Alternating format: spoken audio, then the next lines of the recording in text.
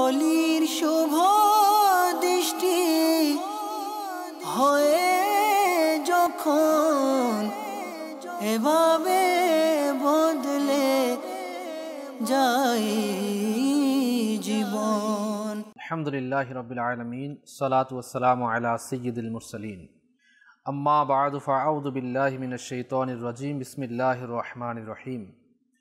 আসসালাতু ওয়াসসালামু আলাইকা ইয়া রাসূলুল্লাহ ওয়া আলা আলিকা ওয়া আসহাবিকা ইয়া হাবিবাল্লাহ। আসসালাতু ওয়াসসালামু আলাইকা ইয়া নবিয়াল্লাহ ওয়া আলা আলিকা ওয়া আসহাবিকা ইয়া নূরাল্লাহ। অনুষ্ঠান ইলম হিকমতের বাণী নিয়ে সপ্তাহ ঘুরে আরও একবার উপস্থিত হয়েছি। দূর এবং কাছে, দেশ এবং প্রবাসী যারাই সঙ্গ দিচ্ছেন সকলকে জানাই অনুষ্ঠানে স্বাগতম। আমরা বরাবরের ন্যায় আজকেরও আমির আহলে সুন্নাত দামাত বরকাতুহুম আলিয়ার প্রশ্নোত্তরমূলক অনুষ্ঠান মাদানী মুযাকারা থেকে কিছু আলোচ্য বিষয়ে, জীবন ঘনিষ্ঠ কিছু আলোচ্য বিষয় নিয়ে আলোচনা করার চেষ্টা করব। যথারীতি আমাদের সাথে রয়েছেন মনোয়ার ভাই এবং কালাম শোনার জন্য রয়েছেন শোয়েব ভাই। পাশাপাশি আসুন অনুষ্ঠানের শুরুতেই আমরা কিছু ভালো ভালো নিয়ত করে নিই, কেননা প্রিয় নবী সাল্লাল্লাহু আলাইহি ওয়াসাল্লাম ইরশাদ ফরমান, নিয়তুল মুমিনি খায়রুম মিন আমালিহি, মুসলমানের নিয়ত আর আমলের চেয়ে উত্তম। আল্লাহ ও তার রাসূল সাল্লাল্লাহু তাআলা আলাইহি ওয়া আলিহি ওয়াসাল্লামের সন্তুষ্টি অর্জন এবং সওয়াব অর্জনের নিয়তে শুরু থেকে শেষ পর্যন্ত অনুষ্ঠান দেখব ইনশাআল্লাহ। নেকির দাওয়াতের নিয়তে, নেকির দাওয়াত শোনার নিয়তে, আমল করার নিয়তে আমরা বয়ান শুনবো ইনশাআল্লাহ, আর অন্যের নিকট পৌঁছিয়ে সওয়াবের ভাগিদার হব। যখনই সাল্লু আলাল হাবিব বলা হবে তখন যে কোনো একটি দুরূদ শরীফ আমরা পাঠ করে নেব ইনশাআল্লাহ তাআলা, কেননা দুরূদে পাকের অগণিত ফজিলত এবং বারাকাত রয়েছে। নবী রহমত, শফি উম্মত, মুস্তফা জানে রহমত, আল্লাহ তাআলা শেষ নবী হুজুরপুর নূর সাল্লাল্লাহু তাআলা আলাইহি ওয়া আলিহি ওয়াসাল্লাম ইরশাদ ফরমান, যে ব্যক্তি জুমআতুল মুবারাকার দিন আমার প্রতি 200 বার দুরূদ শরীফ পাঠ করবে তার 200 বছরের গুনাহ ক্ষমা হয়ে যাবে। সাল্লু আলাল হাবিব সাল্লাল্লাহু তাআলা আলা মুহাম্মদ সাল্লাল্লাহু তাআলা আলাইহি ওয়া আলিহি ওয়াসাল্লাম, সালাতাম ওয়া সালামান আলাইকা ইয়া সাইয়্যিদি ইয়া রাসূলুল্লাহ সাল্লাল্লাহু আলাইহি ওয়া আলিহি ওয়াসাল্লাম। আজকের অনেকগুলো বিষয় আমরা হাতে নিয়েছি। শুরুতেই যে বিষয়টি নিয়ে আমরা কথা বলতে চাচ্ছি মনোয়ার ভাই, আমাদের সমাজের মধ্যে আমরা মানুষের সাথে কথা বলি, একে অপরের সাথে কথা বলি, ঘরের মধ্যে কথা বলি, বিভিন্ন জায়গাতে আমরা চলে যাই, কিন্তু দেখা যায় যে মুখ ভার করে থাকা, মুখ কালো করে থাকা, অর্থাৎ সম্মুখস্থ ব্যক্তির দেখেই যেন বুঝতে পারে যে হয়তো মুড এখন খারাপ আছে, বলবো কি বলবো না, তো এমন একটা মুড বানিয়ে রাখা। আপনার অফিসার লেভেলের কথা তো বাদই দিলাম, তাদের অবস্থা, কিন্তু সাধারণ আমরা যারা রয়েছি, আমরাও যখন মানুষের সাথে কথা বলি তখন দেখা যায় কেউ যদি আমাদের সাথে দেখা করতে আসে, কথা বলতে আসে, তাহলে তার সাথে আমরা যেই বিহেভে কথা বলি, আমরা যেই আচরণ নিয়ে কথা বলি, যেই মুখ নিয়ে কথা বলি, সেটা আসলে কতটুকু সমীচীন। আমির সুন্নাতের কাছে প্রশ্ন করা হয়েছিল, এই মুখ ভার করে থাকা, বলা হচ্ছে যে একটা গাম্ভীর্যতা, অর্থাৎ আপনার তাকাব্বুর না, গাম্ভীর্যতা বলা হয় আর কি, মানে সমাজের মধ্যে যে চুপচাপ থাকো, চুপচাপ থাকো, বেশি করি। প্রশ্নটা খুব চমৎকার এবং আমাদের যুগোপযোগী প্রশ্ন। দেখা যায় আমরা যখন এই ধর্মীয় কোনো বিষয়ে শুনি, আমাদের মধ্যে একটা গাম্ভীর্যতা কাজ করে, আর ওই সময় আখিরাতের চিন্তায় আমরা চিন্তিত হই, একটা আমাদের মধ্যে একটা ভাবাবেগ জাগ্রত হয়, কিছুক্ষণ পর আবার এটা থাকে না। তো এখানে যে প্রশ্নটা করা হয়েছিল সেটার মূল হলো এটা যে খৌফে খোদা, বিনয়ী হওয়া, এগুলি হলে তো আমাদের চুপচাপ মুখ ভার করে থাকতে হবে। তো এই যদি এমন অবস্থা যদি নিজের মধ্যে তৈরি করি, তাহলে আমি মানুষকে হাস্যোজ্জ্বল মুখে কিভাবে দেখাবো, তার সাথে মোলাকাত কিভাবে করব, তাকে আমি কিভাবে নেকির দাওয়াত দেব, সমাজ পরিবর্তন কিভাবে করব আমি। তো এই ধরনের বিষয় তখন আমির আহলে সুন্নাত খুব চমৎকার উত্তর দিয়েছেন এবং এটা আমাদের জন্য শিক্ষণীয়। সেটা হলো যে মুস্কি হাসি দেয়া, হাস্যোজ্জ্বল মুখ থাকা, এটা তো বিনয় নম্রতার বিরোধী কোনো কাজ না, বরং এটারই একটা অংশ, হাস্যোজ্জ্বল মুখ থাকা, বিনয়ী হওয়া। তো এটা যদি বিনয়ী হয়, গাম্ভীর্যতা হয় এবং এটার মাধ্যমে কাজ আদায় করা।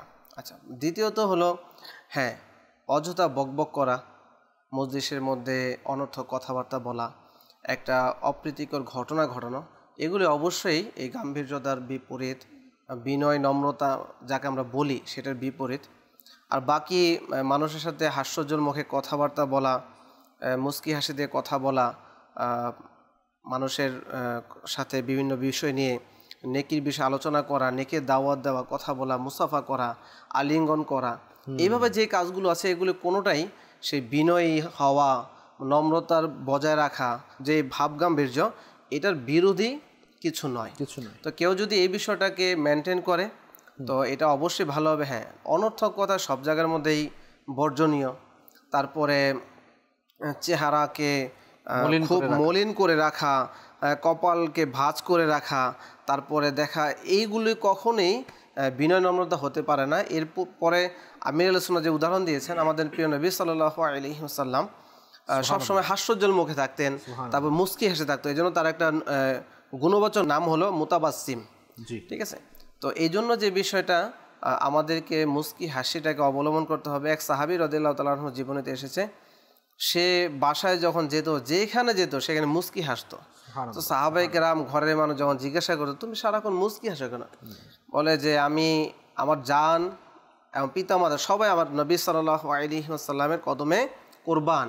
আমি যখনই নবী সাল্লাল্লাহু আলাইহি ওয়াসাল্লামকে দেখেছি তো আমি এভাবে দেখেছি তিনি আমার সাথে মুস্কি হেসে কথা বলেছেন। তো দেখেন সাহাবায়ে কেরামরা জান্নাতি, তো তাদের মধ্যে যদি এই আখলাক হয় তা আমি কোথাকার গাম্ভীর্যতা শিখি। তো আমাদেরকে ইনশাআল্লাহ এগুলি বর্জন করতে হবে। পরিবার, মুসলমানদের সাথে সবার সাথে হাস্যোজ্জ্বল মুখ বজায় রেখে ইনশাআল্লাহ কথা বলা। আর হাস্যোজ্জ্বল মুখে এবং এইভাবে যদি বিনয়ীভাবে কথা বলা হয় না, তো দেখা যায় অনেক জটিল মানুষের অন্তরও কিন্তু গলে যায়, নরম হয়ে যায়, এবং সে যদি অবাধ্য হয়ে থাকে সে বাধ্য হয়ে যায়। আল্লাহ তাআলা আমাদেরকে সেই বৈশিষ্ট্যগুলি দান। এটা আমাদের আসলে অনেকের আছে যে রাগ থাকলেও বোঝা যায় যেন হাসছে, আবার অনেকে মন মাইন্ড ভালো থাকলেও বোঝা যায় যেন এই মনে হয় মুড অফ আছে। তো আসলে অনেকের চেহারাই এরকম। তো সেজন্য আমাদের উচিত হচ্ছে চেষ্টা করা আর কি, সম্মুখস্থ ব্যক্তির সাথে হাস্যোজ্জ্বল চেহারা নিয়ে কথা বলা এবং তাকে অর্থাৎ প্রফুল্ল রাখা। এবং দেখুন হাদিসে কারিমের মধ্যে আসছে, ফরজ ইবাদতের পরে যে একটা স্থান, যে ইবাদতের স্থান, মানুষের অন্তরকে খুশি, মানুষের অন্তরে খুশি ঢেলে দেয়া। এখন আপনার মুস্কি হাসিও সাদাকা বলা হয়েছে, আপনি মুস্কি হাসবেন সাদাকা। তো এটা হতে পারে আপনার ফ্যামিলির মধ্যে, হতে পারে বাহিরে, যেখানেই হোক না কেন। আবার কিছু কিছু জায়গা আছে, এখন আপনি মাইয়াতের কাছে গেছেন, মৃত ব্যক্তিকে দেখতে গেছেন, এখন ওখানে আপনি মুস্কি হাসছেন, তো এটা তো ওখানকার আপনার এর সাথে যায় না। স্থান কাল পাত্র বেঁধে এগুলো আপনাকে বুঝতে হবে। এখন কারো অ্যাক্সিডেন্ট হয়ে গেছে, কেউ ইন্তেকাল হয়ে গেল, কেউ আপনার সাথে দুঃখের কথা শোনাচ্ছে, এখন তার দুঃখে দুঃখী না হয়ে আপনি মুস্কি মুস্কি হাসছেন, তাহলে সে মনে করবে যে আমাকে নিয়ে মজা করছে, তার দিলের মধ্যে আরও কষ্ট হতে পারে। তো সেজন্য আপনার এটা দেখা উচিত এবং এটা করা উচিত। এই জিনিসগুলো আমাদের বোঝা উচিত এবং প্রত্যেকটি স্থানে আমরা এগুলো অ্যাপ্লাই করার চেষ্টা করবো। ইনশাআল্লাহ দুনিয়া আখিরাত আমাদের উত্তম হবে, আল্লাহ যদি চাহে ইনশাআল্লাহ তাআলা। নবী পাক সাল্লাল্লাহু আলাইহি সাল্লামের জীবনী যদি আমরা অধ্যয়ন করি তাহলে মদিনা সবার সাথে হাস্যোজ্জ্বল চেহারা নিয়ে কথা বলতেন, এবং তার চেয়ে খৌফে খোদা কে ছিল?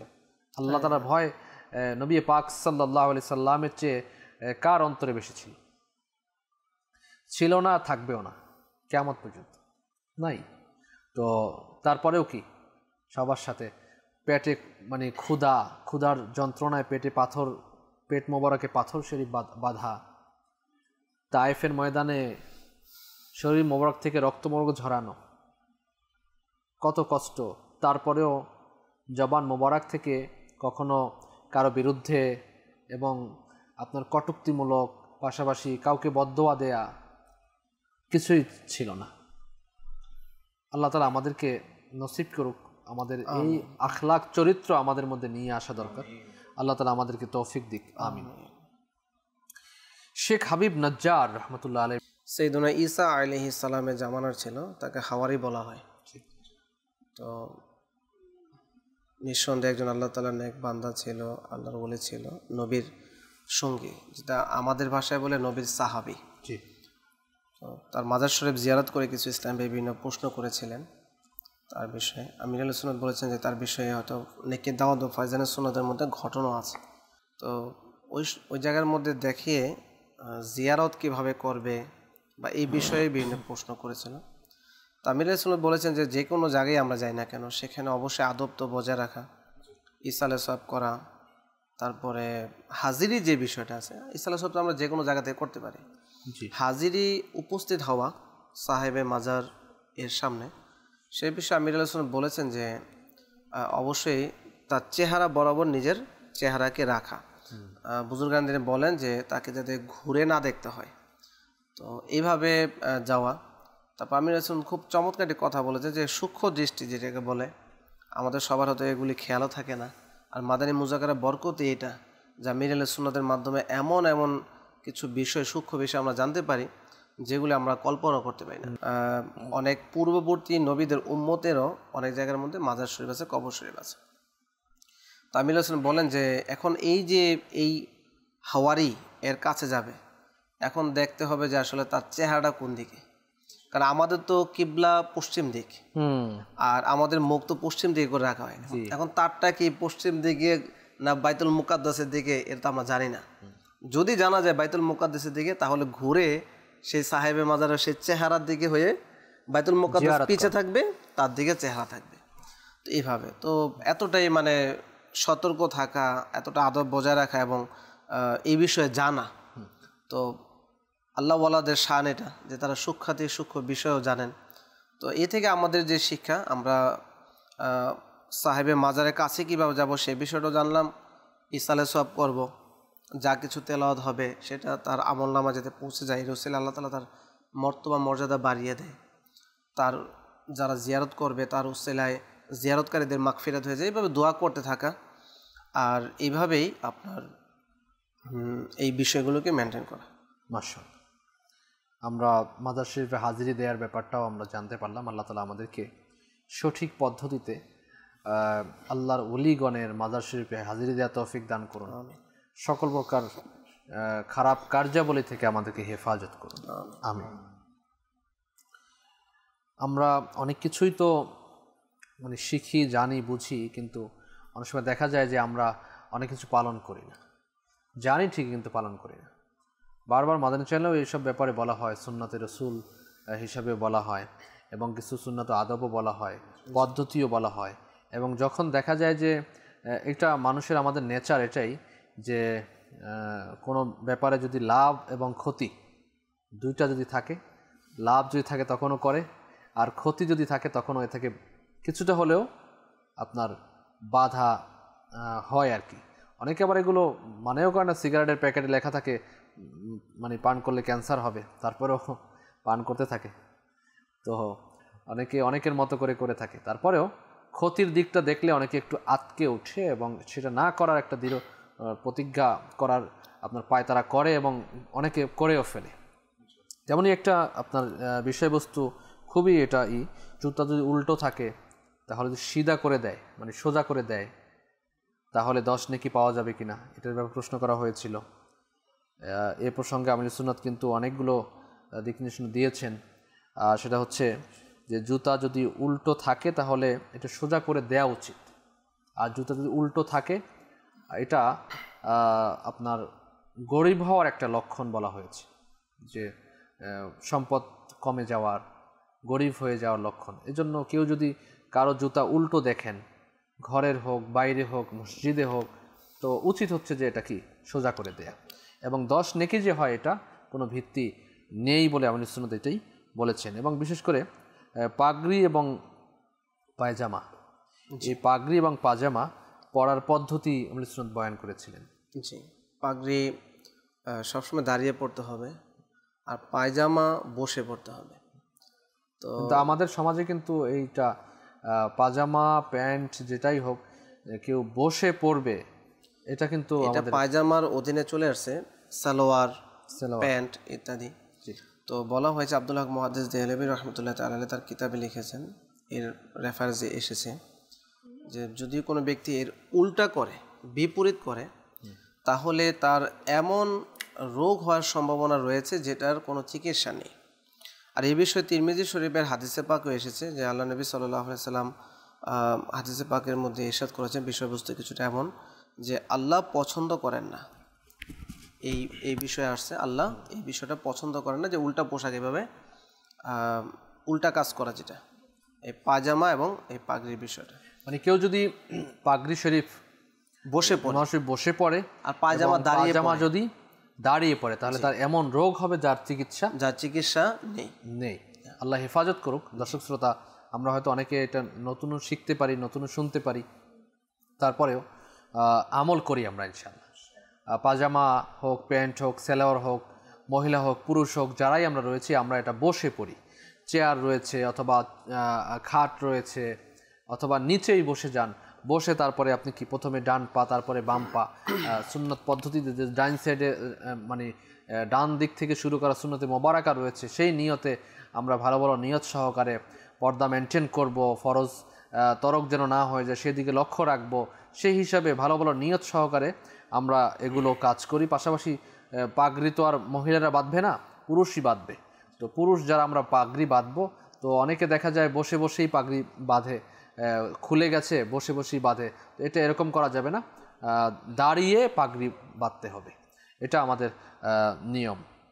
আরেকটা জিনিসের সাথে সাথেই যেটা না বললেই নয়, যে এখন শীতকাল, আর শীতকালে আমরা শীতকাল হোক অথবা গরমকাল হোক, শীতকালে যেহেতু গরম কাপড় আমরা মানে ক্রয় করে থাকি, অনেক সময় দেখা যায় সেকেন্ড হ্যান্ড জামা কাপড় বিক্রি হয়ে থাকে, সেগুলোও অনেকে ক্রয় করে থাকে পরিধান করার জন্য। এখন এই যে আপনার ব্যবহৃত কাপড় বাজার থেকে মানে ক্রয় করলো, এখন এটা ধুয়ে পড়তে হবে কিনা, নামাজ হয়ে যাবে কিনা, এই ব্যাপারে প্রশ্ন আসছিল আমাদের সুন্নতের বাড়ি। আচ্ছা, এটা কেনাটাও বৈধ। আর দ্বিতীয়ত হলো, যখন কোনো পোশাক এর মধ্যে নাজায়েজ কোনো নাপাকি থাকবে না এবং কোনো ছবি থাকবে না, তখন সেই পোশাক সন্দেহের কারণে কখনো নাপাক হয়ে যায় না। তো এটা পরে ব্যবহার করতে হবে। হ্যাঁ, এটা উত্তম, যেহেতু আসছে কোনো অমুসলিমের কাছ থেকে আসতে পারে, এটার মধ্যে অন্য ধরনের দুর্গন্ধ থাকতে পারে বা ইত্যাদি থাকতে পারে। তো সেই ক্ষেত্রে তার উচিত হবে যে পরিষ্কার পরিচ্ছন্ন নিজে করে নেয়া, কিন্তু না করলেও নামাজ হয়ে যাবে। পাশাপাশি এটা করে নেওয়া উত্তম। আমরা খুব সুন্দর একটা বিষয় আজকে জানতে পারলাম।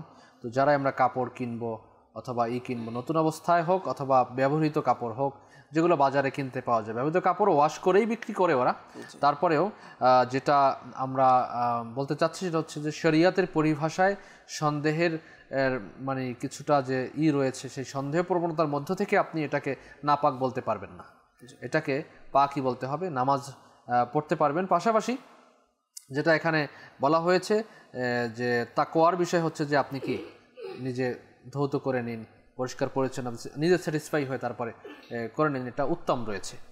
আল্লাহ তাআলা আমাদেরকে বুঝার আমলকে তৌফিক দান করুন।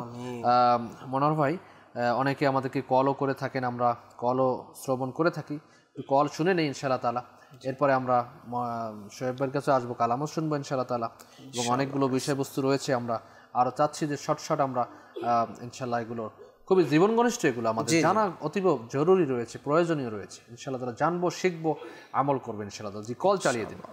আমার নাম মোহাম্মদ নাইম, আমার বাড়ি বরিশাল জেলার ভানারীপাড়া থানা সৈয়দকাঠি গ্রামে।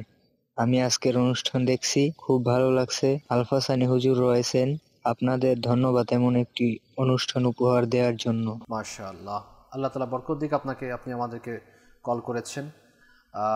দেখতে থাকুন মাদানী চ্যানেল বাংলা, অন্যকে দেখতে উৎসাহিত করুন। Next call. আমি মোহাম্মদ বেলাল হোসেন, সাতক্ষীরা জেলা আশাশুনি বটজল থেকে বলছিলাম। মাদানী চ্যানেল শুরু থেকে আমি নিয়মিতভাবে দেখি এবং বন্ধুদেরকে আমন্ত্রণ জানাই দেখার জন্য। আমার কাছে তারা দেখতে আসে এবং এখন বেশি দেখতেছি। মাশাআল্লাহ, দেখুন, নিজে দেখুন, অপরকে দেখতে দাওয়াত দিন, ইনশাআল্লাহ তাআলা অনেক কিছু আমরাও শিখছি, আপনারাও শিখুন, সবাই মিলে সওয়াব অর্জন করি ইনশাআল্লাহ, সবাই মিলে জান্নাতে যাব ইনশাআল্লাহ তাআলা। নেক্সট। আমার নাম মোহাম্মদ তানভীর আত্তারি, আমি ঢাকা থেকে বলছি। ইলম ও হিকমতের বাণী অনুষ্ঠানটি খুবই গুরুত্বপূর্ণ সব বিষয় নিয়ে আলোচনা করা হয়। মাশাআল্লাহ, আমির আলে সুন্নাতের মাদানী মুজাক্কারা থেকে বিষয় নিয়ে আলোচনা করা হয়। মনোয়ার ভাই রয়েছেন, মাশাআল্লাহ, সবাইকে মদিনা মদিনা লাগছে। মাদানী চ্যানেলকে ধন্যবাদ, এবং মাদানী চ্যানেলের কলাকৌশলী যারা রয়েছেন তাদের সবাইকে অসংখ্য ধন্যবাদ এমন সুন্দর একটি অনুষ্ঠান উপহার দেওয়ার জন্য। আপনাকে ধন্যবাদ, আপনি আমাদেরকে কল করেছেন, মাশাআল্লাহ। নেক্সট। আমার নাম মোহাম্মদ হানিফ খান, নারায়ণগঞ্জ থেকে বলছি। আপনাদের অনুষ্ঠান দেখতেছি, সবাইকে উৎসাহ দেই যেটা দেখার জন্য, অনুষ্ঠান দেখার জন্য। মাদানী চ্যানেলের ভক্ত হয়ে গেছে অনেকেই, আমিও ভক্ত। আমি অনেক আমল করার চেষ্টা করি। আমি যাতে আপনাদের এই অনুষ্ঠান দেখে যাতে শিখতে পারি, অনেক জানতে পারি, যাতে প্রচার করতে পারি, এটাই আমার প্রত্যাশা। আল্লাহ পাক আমাদের সকলকে ইবাদতওয়ালা, রিয়াজতওয়ালা, নেকিওয়ালা, খুশিওয়ালা, আফিয়াতওয়ালা দীর্ঘ জিন্দেগি নসিব করুন। যারা আমাদেরকে কষ্ট করে কল করেছেন, আমাদেরকে উৎসাহিত প্রদান করেছেন, আল্লাহ তাআলা সকলকে ইলমে আমলে হায়াতে দৌলতে কোটি কোটি বারাকাত দান করুন, আমিন। সাল্লু আলাল হাবিব সাল্লাল্লাহু আলা মুহাম্মদ। উপর হয়ে ঘুমানোর ব্যাপারে কিছু আমাদের সমাজে এই জিনিসটি বেড়েই চলছে, উপর হয়ে ঘুমানো। এটা প্রথমত এটা সুন্নাতের বিপরীত, এভাবে ঘুমানো নিষেধ। আল্লাহ নবী সাল্লাল্লাহু আলাইহি ওয়াসাল্লামের জামানার মধ্যেও যখন এই নবী সাল্লাল্লাহু আলাইহি ওয়াসাল্লাম দেখতেন, তো কোথাও তার পা মোবারক দিয়ে নাড়া দিয়ে উঠে দিতেন, বলতেন আল্লাহ তাআলা এটা পছন্দ করেন না। তো এইভাবে না ঘুমানো উচিত, না ঘুমানোটাই ভালো। এবং জাহান্নামীদেরকেও উপর করে আযাব দেওয়া হবে, নিক্ষেপ করা হবে। জাহান্নামীদের সাদৃশ্য বলা হয়েছে। তো সেজন্য আমরা চেষ্টা করব আমাদের সন্তানদেরকে এখন থেকেই এই অভ্যাসগুলো যেন দূর করে দেই। মা বাবা ইচ্ছে করলে এটা সম্ভব। আবার কেউ যদি ঘুমিয়ে পড়েছে উপর হয়ে, এখন আপনি তাকে উঠিয়ে দেবেন, আরে মাদানী শুনেছি এটা ঠিক না, না, এরকমটা না। নাজাইজ হারাম কাজ তো না, এটা সুন্নতের বিপরীত। তো হয়তো সে ঘুমিয়ে পড়েছে, এখন আপনি তাকে উঠিয়ে দিবেন, তার ঘুম ভেঙে যাবে, তার শারীরিক ক্ষতি হতে পারে, মাথা ব্যথা হতে পারে, হার্ট অ্যাটাক হতে পারে, ইত্যাদি ইত্যাদি অনেক ধরনের সমস্যার মধ্যে পড়তে পারে। তো সেজন্য কেউ যদি ঘুমিয়ে যায় তখন তাকে না উঠাই, কিন্তু অভ্যেস আমরা তৈরি করাই আমার সন্তানদেরকে, অথবা যারা পাশে ঘুমাচ্ছে বন্ধু বান্ধব হতে পারে, স্বামী স্ত্রী হতে পারে। তো যারাই এরকম করছে তাদেরকে আমরা উত্তম আচরণের মাধ্যমে আমরা তাদেরকে শিক্ষা দিই। ইনশাআল্লাহ তারা আশা করি আসানি হবে, আমরা শিখবো, জানবো ইনশাআল্লাহ আজ্জা ওয়াজাল। কালাম আমরা শ্রবণ করি ইনশাআল্লাহ তাআলা, এরপরে আমরা আবারও আসবো কিছু আলোচনা নিয়ে ইনশাআল্লাহ। সাল্লু আলাল হাবিব সাল্লাল্লাহু তাআলা আলা মুহাম্মদ সাল্লাল্লাহু আলাইহি ওয়া সাল্লাম। সাল্লি আলা রাসূলিনা সাল্লি আলা হাবিবিনা সাল্লি আলা মুহাম্মাদিন সাল্লি আলা শফিঈনা সাল্লি আলা করিমিনা সাল্লি আলা মুহাম্মাদিন। গুনাহের যায় না যে অভ্যাস আমার ইয়া রাসূলুল্লাহ, গুনাহের যায় না যে অভ্যাস আমার ইয়া রাসূলুল্লাহ, তুমি কিছু করো মাহে রিসালাত ইয়া রাসূলুল্লাহ।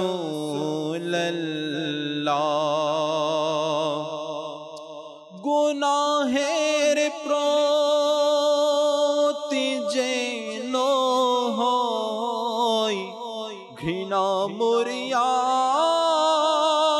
রাসূলুল্লাহ,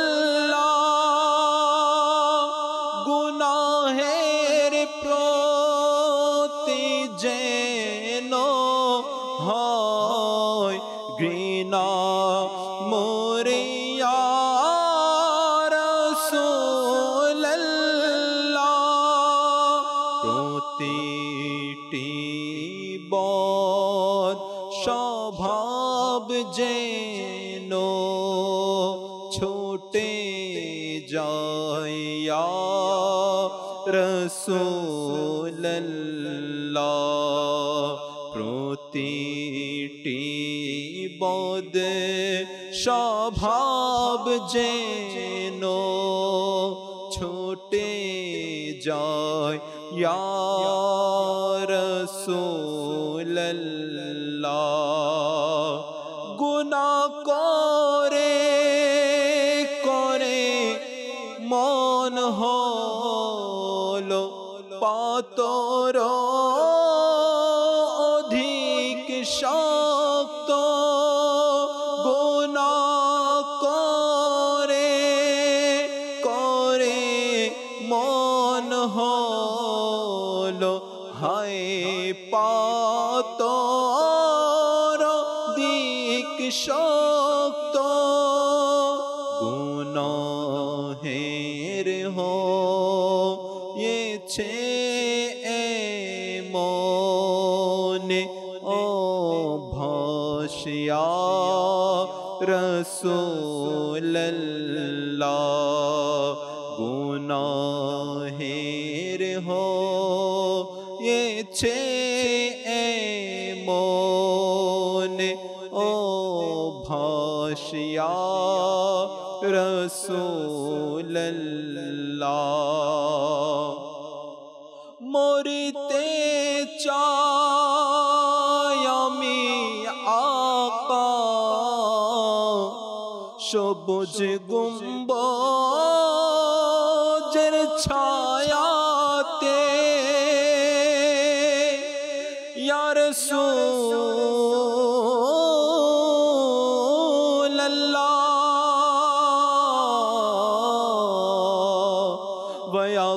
ইয়া হাবিবাল্লাহ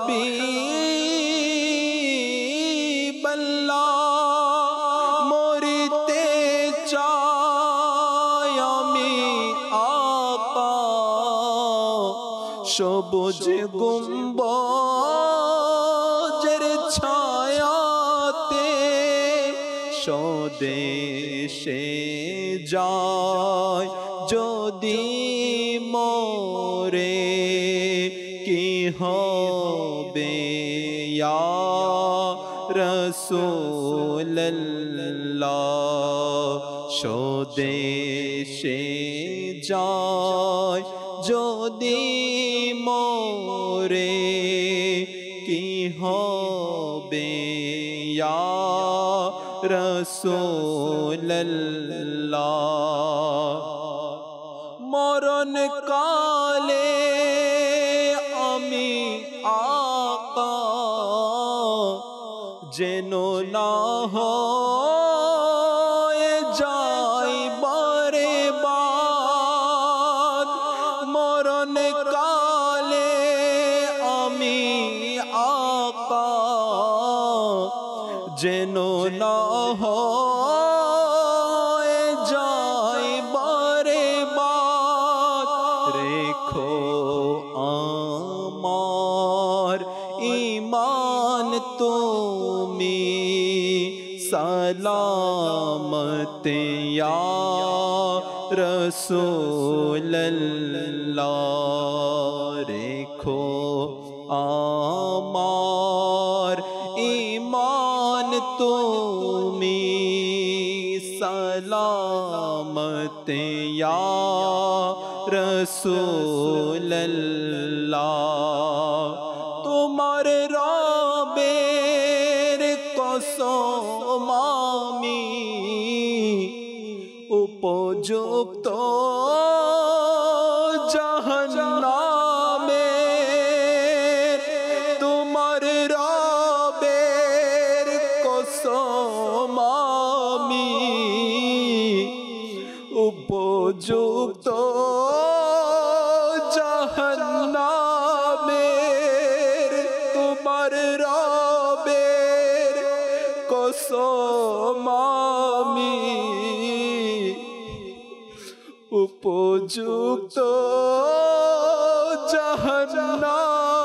জাহান্নামের ইয়া রাসূলুল্লাহ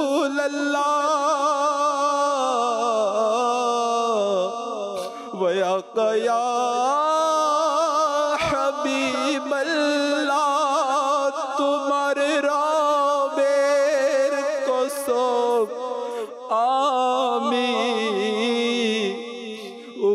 উপযুক্ত জাহান্নামের বাঁচাতে পারবে তোমারি শফাআত ইয়া রাসূলুল্লাহ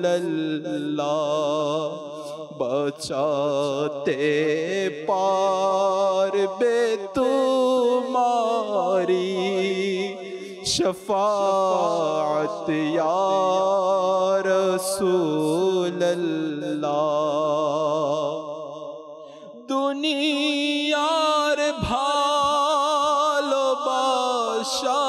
ফেসে যাচ্ছে আতারেরি মন ফেসে যাচ্ছে দুনিয়ার ভালোবাসায় বাতকারেরি মন করো আতার হতে দূর এই আপদ ইয়া রাসূলুল্লাহ করো বদকার থেকে দূর এই আপদ ইয়া রাসূলুল্লাহ গুনাহের যায় না যে ও ভাসে আমার ইয়া রাসূলুল্লাহ তুমি কিছু করো মাহে রিসালত ইয়া রাসূলুল্লাহ আমিন আমিন আমিন বিজাহি নবীর আমিন সাল্লাল্লাহু তাআলা আলাইহি ওয়া আলিহি ওয়াসাল্লাম।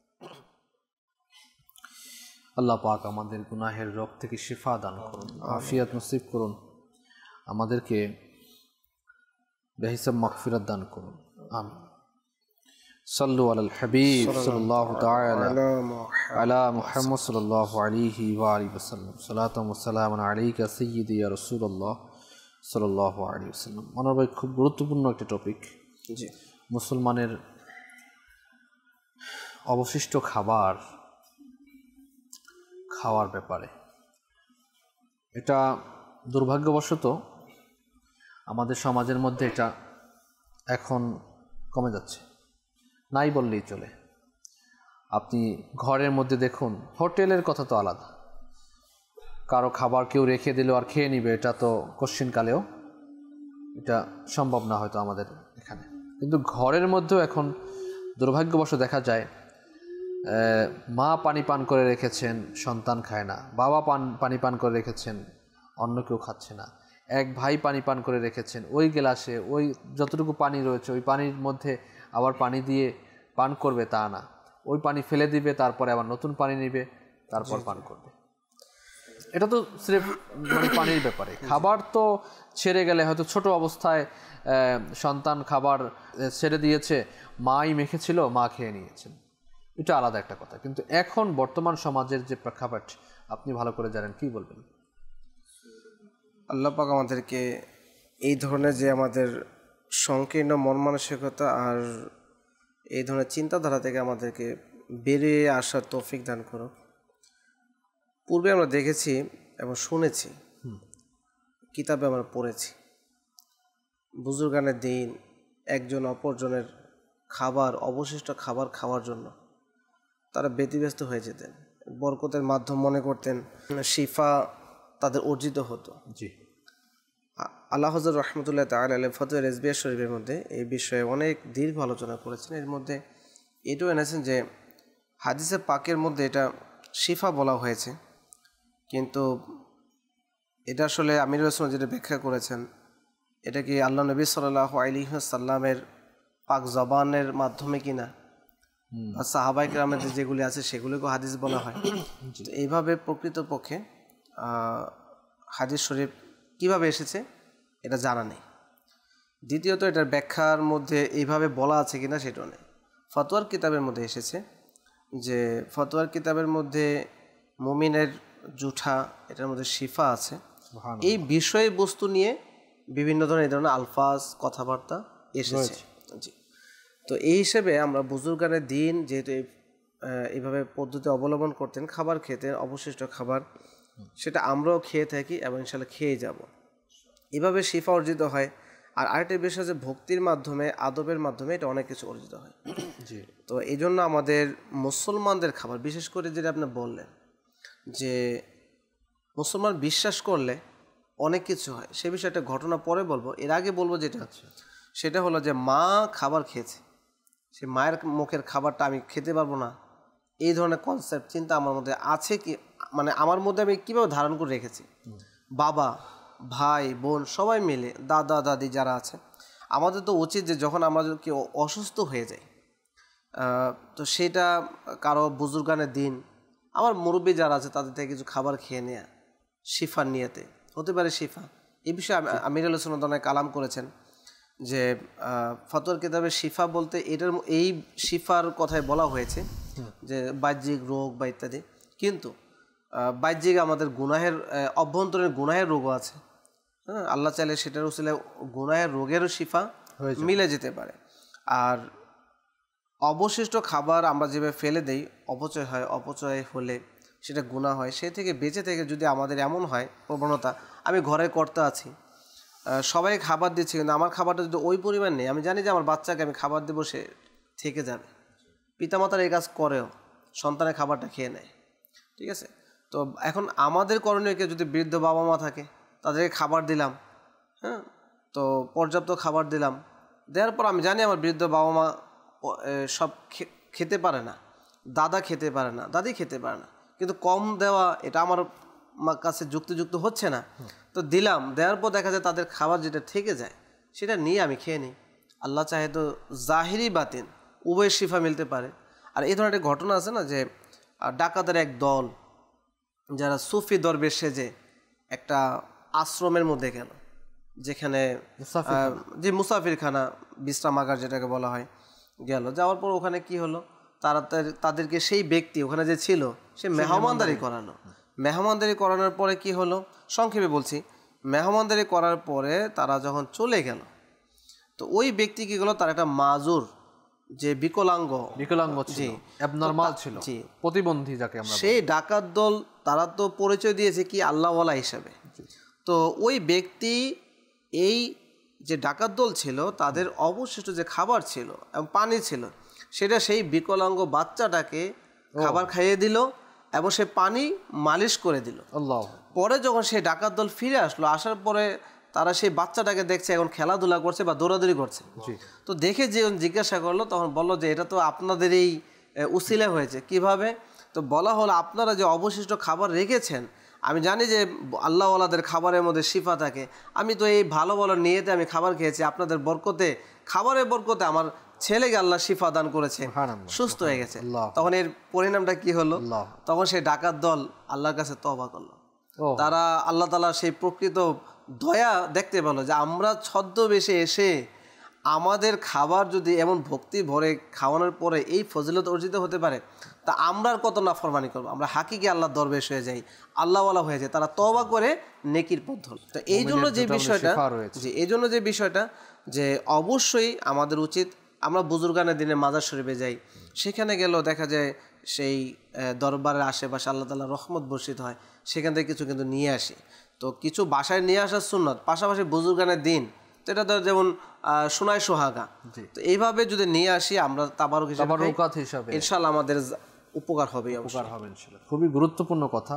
আমি একটা দেশে সফর করেছিলাম, আমাদের বাংলাদেশের বাইরে।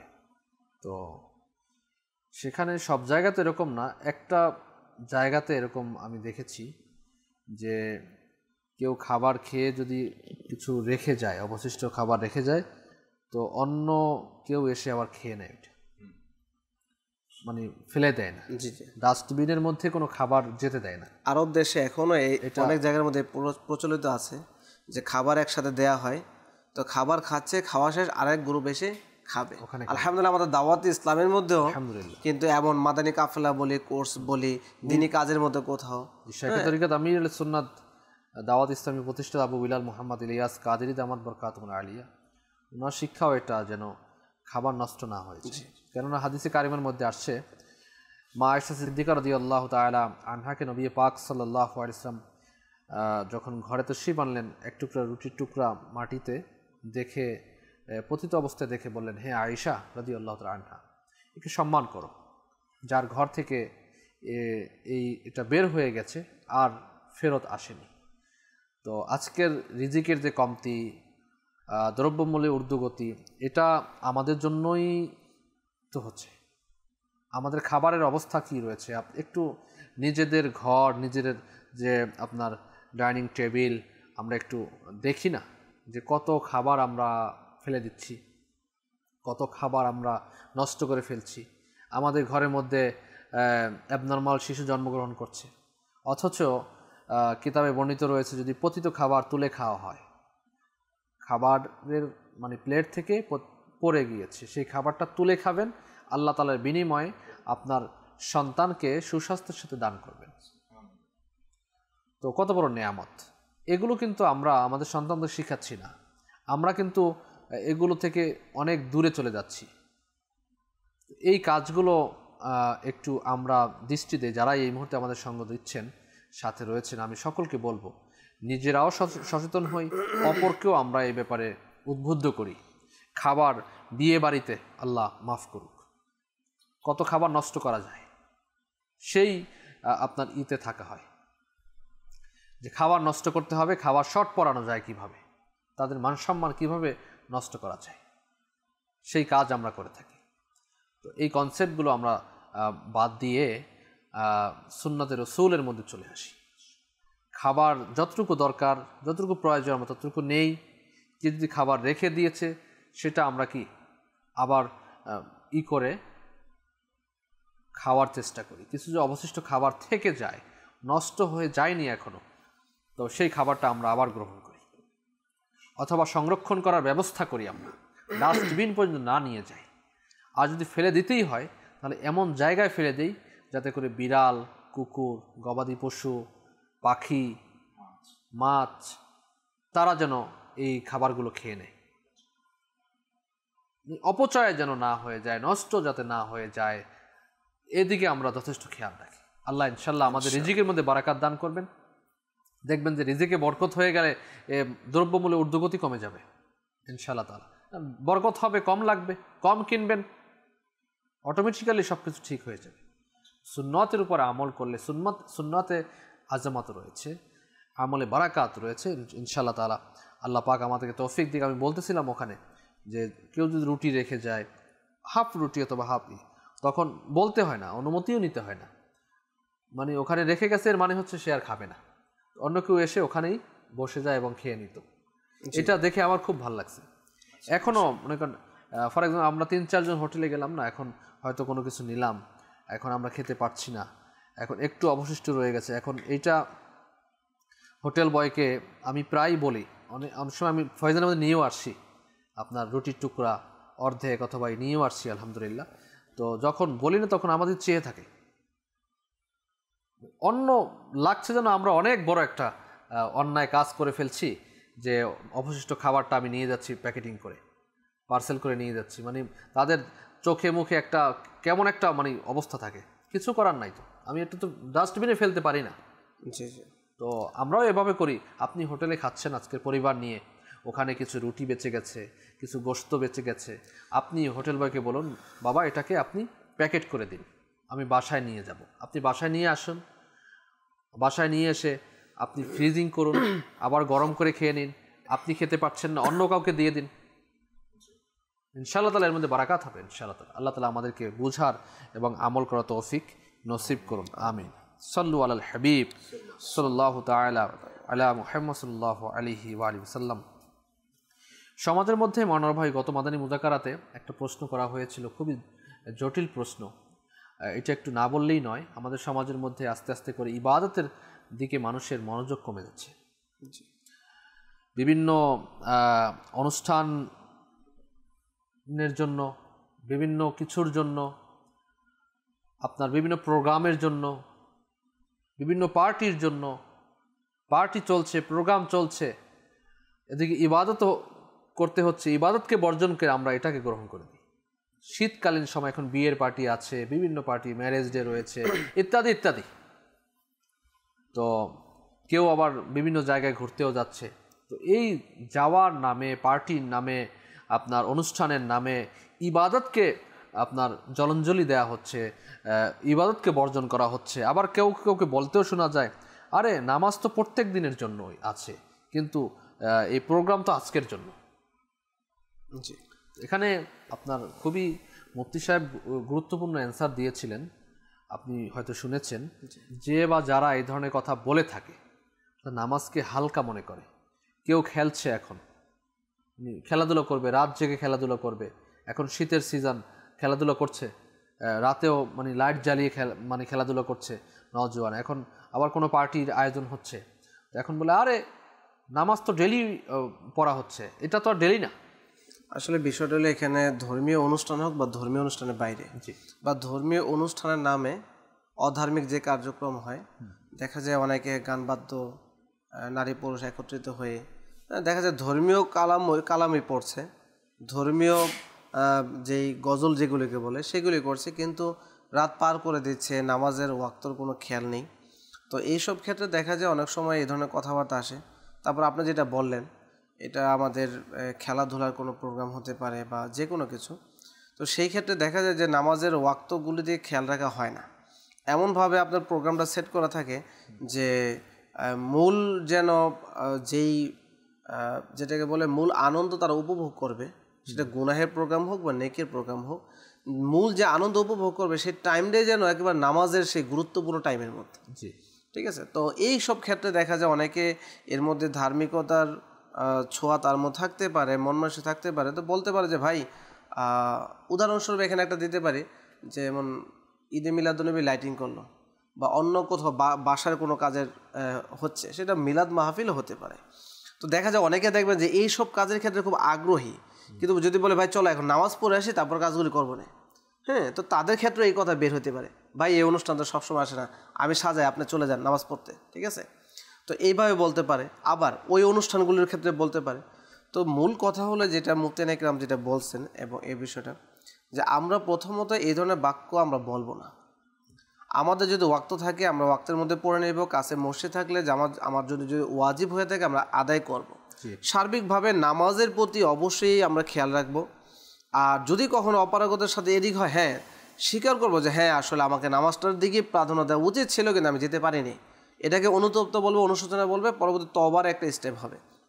কিন্তু এই যে কথা বলা, এই কথার মধ্যে অনেক ধরনের তার নিয়তের উপর ভিত্তি করবে যে সে কোন নিয়তে বলেছে।